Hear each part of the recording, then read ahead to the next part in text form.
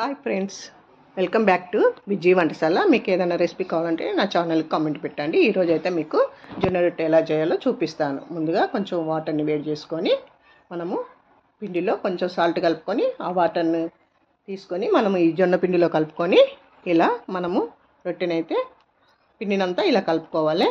తెలంగాణ స్టైల్లో జొన్న రొట్టె చాలా ఫేమస్. చాలామందికి జొన్న రొట్టె అంటే చాలా ఇష్టంగా ఉంటుంది. ఇది మనకు ఆరోగ్యానికి కూడా ఎంతో మంచిది. కాబట్టి మనం జొన్న రొట్టెను రోజు తినడం చాలా నేర్చుకోవాలి. ఈరోజు నేను ఇలా మనం ఒక ముద్దను తీసుకొని కొంచెం పొడి పిండిని బాగా వేసుకోవాలి. ఎందుకంటే రొట్టె పగులుతుంది, జొన్న రొట్టె గోధుమ రొట్టెలాగా రాదు. కాబట్టి మనం పొడి పిండిని బాగా వేసుకొని ఇలా జొన్న రొట్టెను మనం ఇలా చేతితోటి కౌల వాడితే మనకు పగిలే అవకాశం ఉంటుంది. చేతితోటి ఇలా చేసుకొని దీన్ని మనము స్టవ్ పైన పెనం పెట్టి కొంచెం తక్కువ మంటలో పెట్టి దీన్ని మనం స్టవ్ పైన వేసుకొని కాల్చుకోవాలి. ఇలా వేసుకొని దీన్ని మనము రొట్టె బాగా కాలాలంటే మనం కొంచెం వాటర్ని కూడా దీనికి పైన ఇట్లా అద్దుకోవాలి.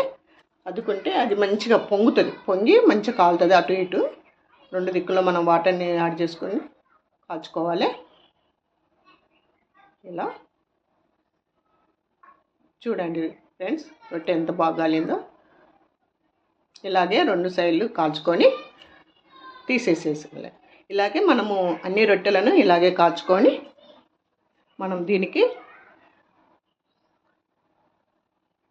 ఇలా కాల్చేసుకొని అన్నీ దీనికి మనము